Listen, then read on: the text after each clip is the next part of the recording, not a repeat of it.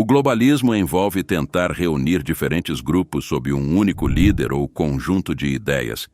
Mesmo que a palavra globalismo seja nova e geralmente se refira a países que trabalham em estreita colaboração hoje, existem relatos bíblicos que nos mostram indivíduos e impérios tentando centralizar o controle. Um dos exemplos mais notáveis de globalismo inicial na Bíblia é a história da Torre de Babel, encontrada em Gênesis 11, 1-9. Este é talvez o exemplo mais famoso de esforços de globalização precoce. A tentativa de construir a Torre de Babel por volta do século 21 a.C.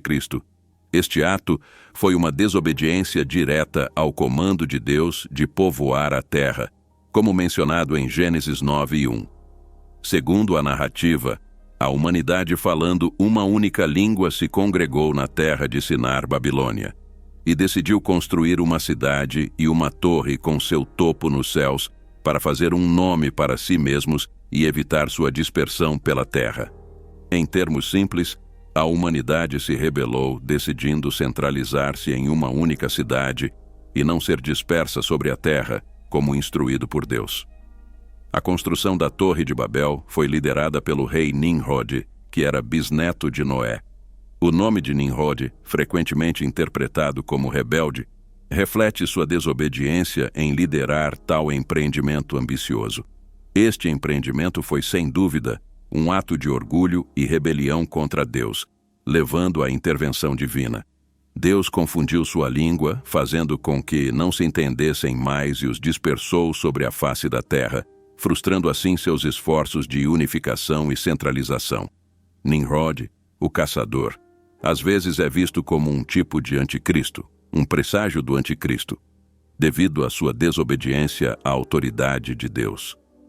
Essa rebelião visava centralizar o poder humano e possivelmente alcançar o céu sem aprovação divina, opondo-se diretamente ao comando de Deus para a humanidade se espalhar e povoar a terra, como visto em Gênesis 9:1.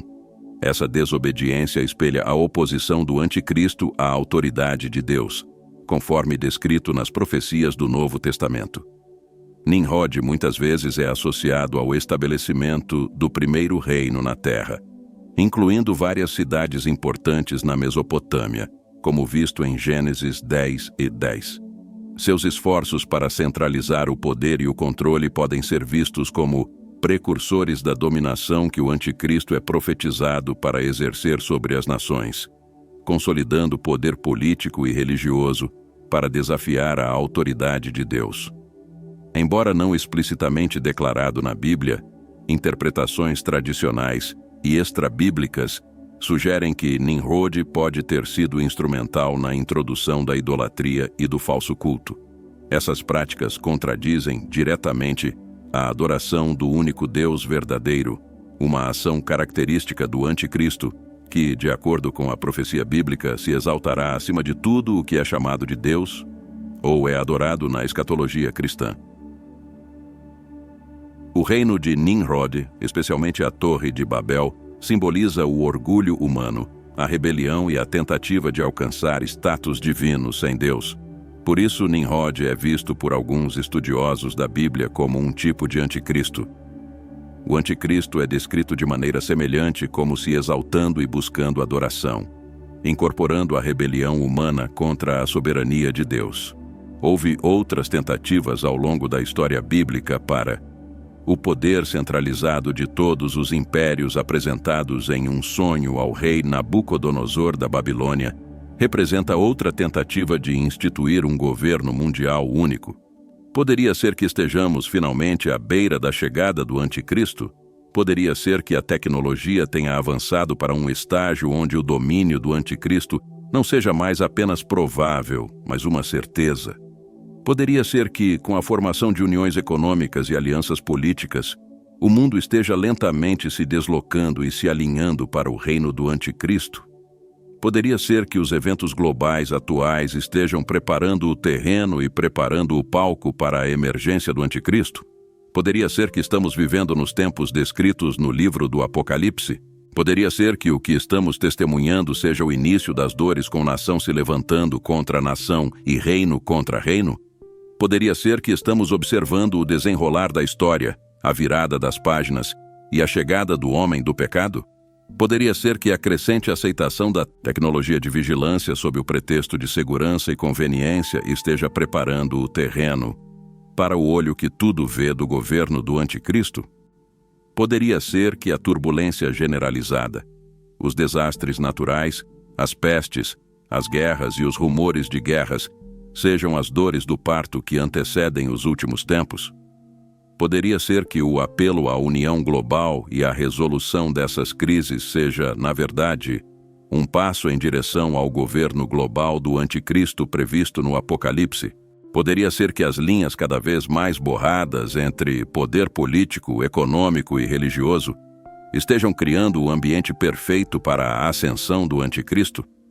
Poderia ser que a crescente perseguição aos cristãos e a marginalização dos valores morais tradicionais estejam cumprindo as profecias dos últimos dias?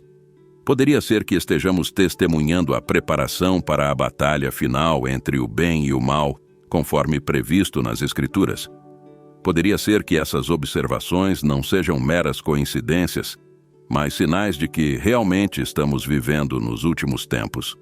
Conforme profetizado no Apocalipse 13, no coração do Apocalipse, em meio às visões que foram dadas a João, nos encontramos à beira de entender o vasto e incomparável alcance do domínio do anticristo. O alcance e o poder do anticristo serão diferentes de tudo o que o mundo já viu. Ele ultrapassará o poder e o alcance de todos os grandes impérios que surgiram e caíram, desde Nimrod até Alexandre o Grande. Seu império será maior, desde o Império Mongol, fundado por Genghis Khan, no início do século XIII, até o Império Britânico, que cobriu quase um quarto da área terrestre do mundo. O alcance e controle do anticristo superará todos esses impérios e seus líderes. Além disso, o Império Romano, que uma vez dominou o Mediterrâneo e além, e o Império Otomano, que se estendeu por 3 continentes e governou por mais de 6 séculos, empalidecerão em comparação com a autoridade exercida pelo anticristo. De fato, o domínio do anticristo eclipsará o alcance global e a influência de todo o império que povoou os anais da história, lançando uma sombra sobre o mundo inteiro. Aqui estão 2 versículos do capítulo 13 do livro do Apocalipse que demonstram o alcance e a disseminação absolutos. O poder do anticristo, Apocalipse 13, 7. E foi-lhe dado poder para fazer guerra aos santos e para os vencer. E deu-se-lhe poder sobre toda a tribo e língua e nação. Apocalipse 13, 16. E faz que a todos, pequenos e grandes, ricos e pobres, livres e servos, lhes seja posto um sinal na mão direita ou nas testas. Estes versículos revelam a realidade de um mundo sob o domínio deste formidável governante, conhecido como a besta que emerge do mar.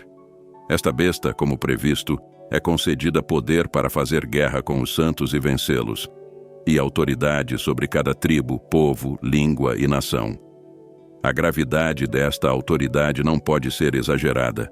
Anuncia um tempo em que o globo inteiro cai sob um governo singular, um controle centralizado que não conhece limites, onde o mundo será controlado por um homem energizado pelo próprio poder do inferno, onde o mundo será controlado por um homem empoderado por Satanás, o caído.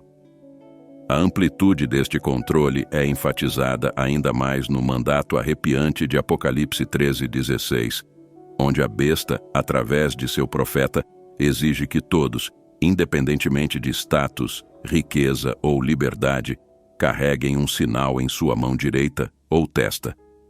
Este não é apenas um sinal de lealdade, mas uma ferramenta de controle centralizado sem precedentes. É um sinal eterno de lealdade, como o mundo nunca viu. Um sinal onde aqueles que o aceitam são vistos como almas condenadas destinadas ao lago de fogo. Através deste sinal, a besta, o anticristo, dita a própria capacidade de se envolver nas transações econômicas mais básicas. Este sinal ditará se você pode comprar ou vender. A mensagem é clara. Sem este sinal, não apenas se é ostracizado da sociedade, mas também desprovido dos meios para sobreviver dentro dela. Considere as implicações de tal controle em um mundo já inclinado para a centralização, onde moedas digitais e vigilância global insinuam a chegada deste homem do pecado.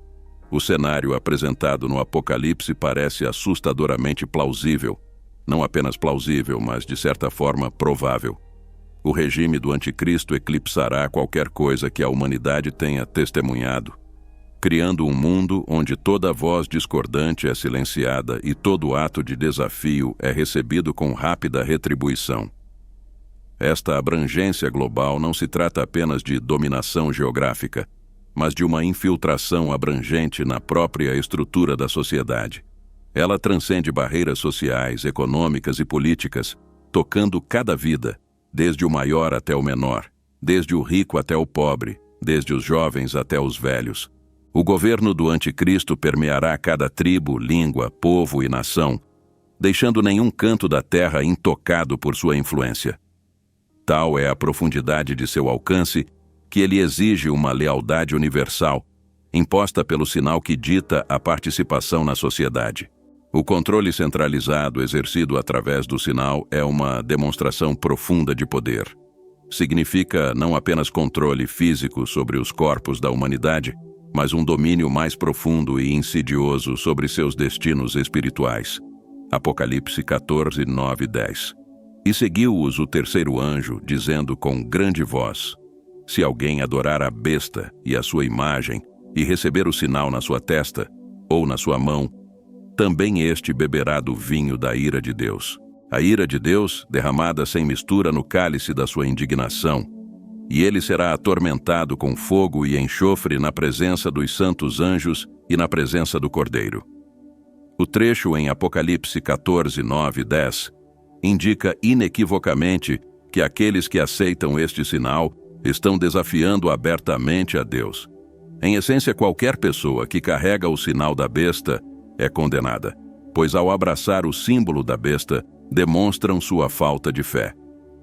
O terceiro anjo revela o destino, aguardando aqueles que aderem à besta, cada um deles enfrentará toda a ira de Deus. Deus é retratado derramando seu julgamento sem restrições, enchendo o cálice de sua ira até transbordar. O alcance global e o controle centralizado do anticristo servem como um sombrio aviso, lançando uma sombra arrepiante sobre o futuro do mundo. Eles expõem as profundezas profundas até onde o mal ascenderá nos últimos dias, manifestando-se através de um líder que busca descaradamente usurpar o lugar legítimo de Deus na ordem da criação. Esta realidade iminente evoca um senso de urgência e reflexão solene, compelindo a humanidade a confrontar as duras implicações de tal poder descontrolado. Nosso mundo contemporâneo é testemunho de uma conectividade sem precedentes, uma intrincada teia de tecnologia, comércio e comunicação que une nações e povos de maneiras inimagináveis para gerações anteriores. No entanto, é precisamente dentro deste cenário interconectado que as sementes do reinado do anticristo encontram solo fértil para se enraizar e florescer. O tecido mesmo de nossa sociedade global, com suas redes e interdependências intricadas, fornece o palco no qual o anticristo orquestrará seu governo tirânico.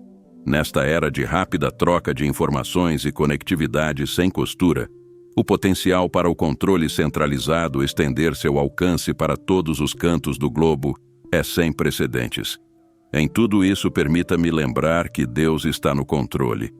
Apesar do caos turbulento do mundo, sua soberania permanece incontestada e seu plano divino se desenrola com propósito e precisão.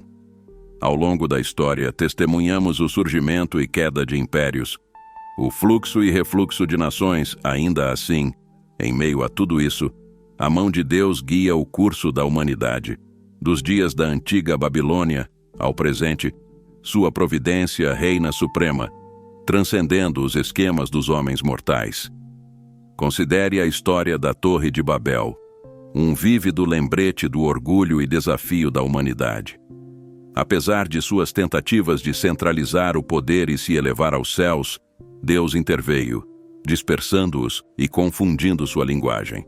Neste ato, ele demonstrou sua supremacia sobre os desígnios da humanidade, lembrando-nos que sua vontade prevalecerá, mesmo agora, enquanto ponderamos. Diante dos sinais dos tempos finais e ao contemplarmos a ascensão do Anticristo, não nos entreguemos ao medo ou desespero, pois embora as forças das trevas possam tentar nos enredar e enganar, a luz de Deus brilha mais intensamente nos dias mais sombrios. O alcance global e o controle centralizado do Anticristo podem lançar uma sombra sobre o futuro do mundo, mas esteja certo de que a soberania de Deus permanece inabalável, seu poder ultrapassa o de qualquer governante terreno e seus propósitos prevalecerão. Deus é o seu protetor. Enquanto navegamos por estes tempos incertos, fixemos nossos olhos no Autor e Consumador da nossa fé, confiando em seu amor infalível e fidelidade inabalável. Embora as tempestades possam rugir e os mares possam bramir, permanecemos firmes na rocha de suas promessas, sabendo que aquele que está em nós é maior do que aquele que está no mundo. Coragem e encorajamento, pois nosso Deus reina supremo agora e para sempre. Ergamos nossas vozes em louvor e gratidão, pois somente Ele é digno de toda honra e glória. Em sua presença, a paz que ultrapassa todo o entendimento e força que nos sustenta em meio a cada prova e tribulação. Portanto, não tema, queridos amigos, pois o Senhor, seu Deus, está com vocês onde quer que vão. Mesmo nas noites mais escuras, sua luz brilha intensamente, guiando-os no caminho da retidão e verdade. Confiem nele de todo o coração e não se apoiem em seu próprio entendimento, pois ele é fiel e verdadeiro às suas promessas.